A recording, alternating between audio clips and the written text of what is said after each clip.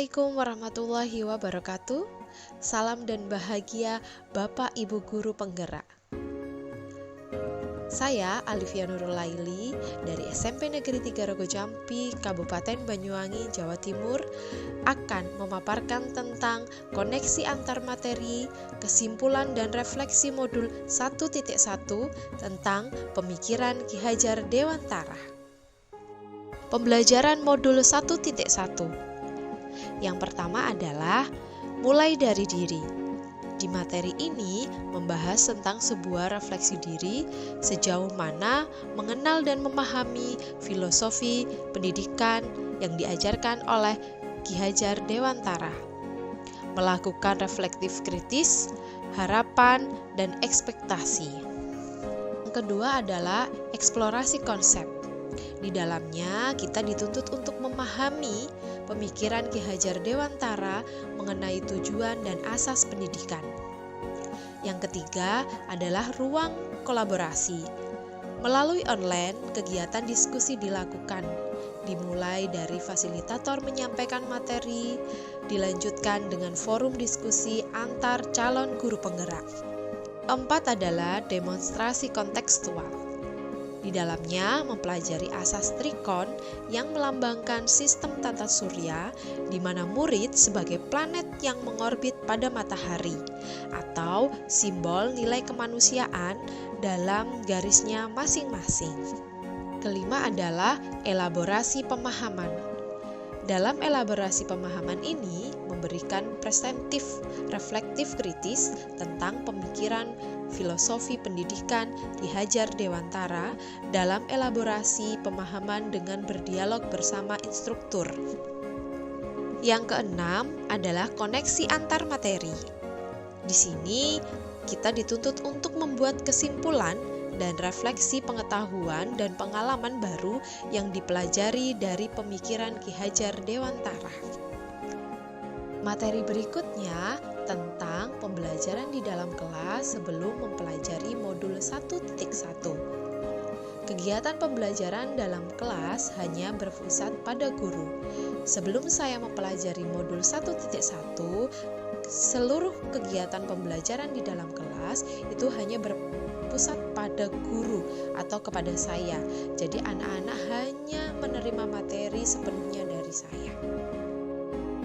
Yang kedua, guru lebih menuntut murid untuk cepat mengerti materi.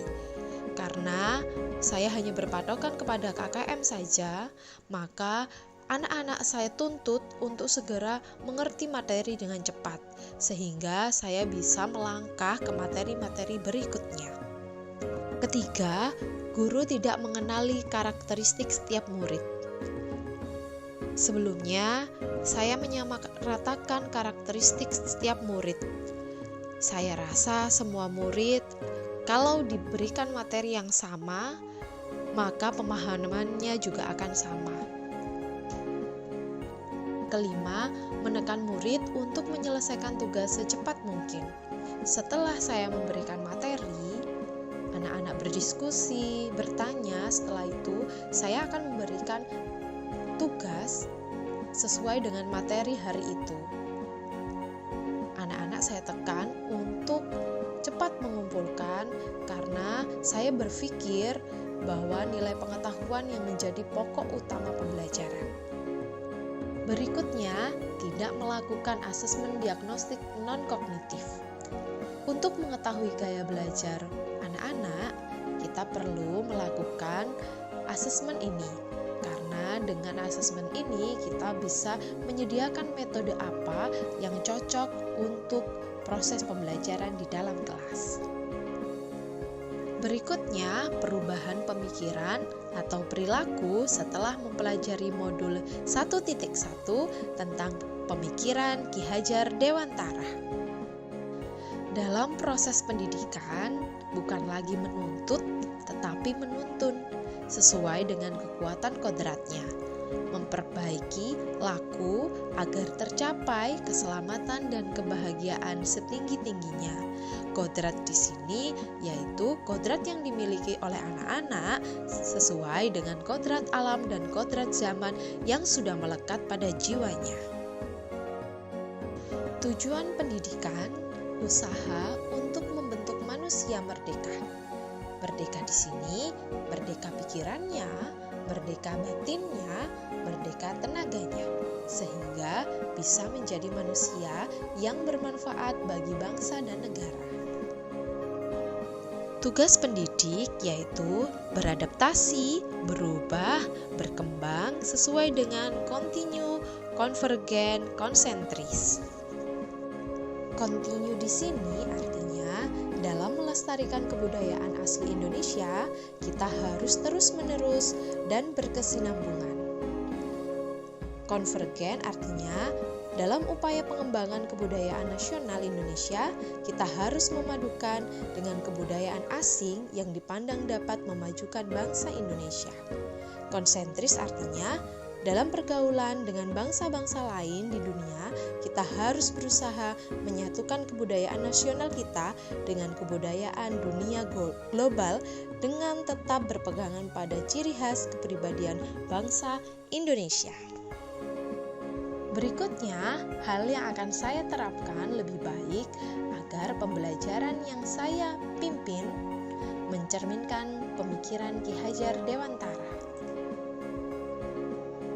Yang pertama adalah kegiatan pembelajaran sedikit demi sedikit mulai berpusat pada murid. Saya memberikan ruang kepada anak-anak untuk berdiskusi dan presentasi untuk pembelajaran yang lebih efektif. Berikutnya adalah guru tidak lagi menuntut tapi menuntun sesuai dengan kodrat alam dan kodrat zaman yang melekat pada murid. Selanjutnya, memperhatikan karakteristik perkembangan anak. Berikutnya, memberikan pilihan kepada anak untuk memilih gaya belajar di setiap materinya. Kesimpulan, dalam kegiatan ini, guru dan murid dapat berkolaborasi untuk mengisi atau menciptakan kedalaman rasa takjub dan kasmaran, spiritual, intelektual, dan sosial untuk mencapai keselamatan dan kebahagiaan sebagai manusia. Thank you, salam bahagia, salam guru penggerak.